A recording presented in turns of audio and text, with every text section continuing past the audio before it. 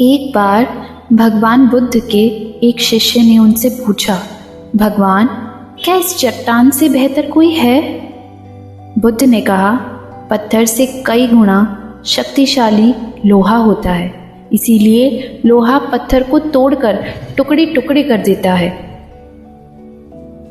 फिर शिष्य ने पूछा, लोहे से भी कोई चीज़ बेहतर होगी?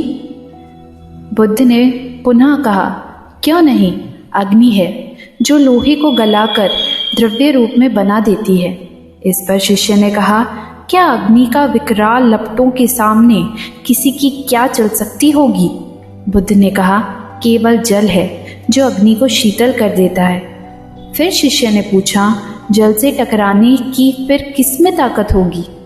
बुद्ध ने फिर समझाया, ऐसा क्यों सोचते हो वत्स, इस संसार में एक से एक शक्तिशाली है।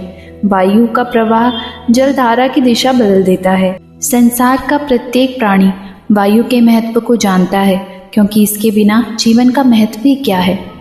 जब वायु ही जीवन है, फिर इससे अधिक महत्वपूर्ण वस्तु के होने का प्रश्न ही नहीं उठता, शिष्य ने कहा।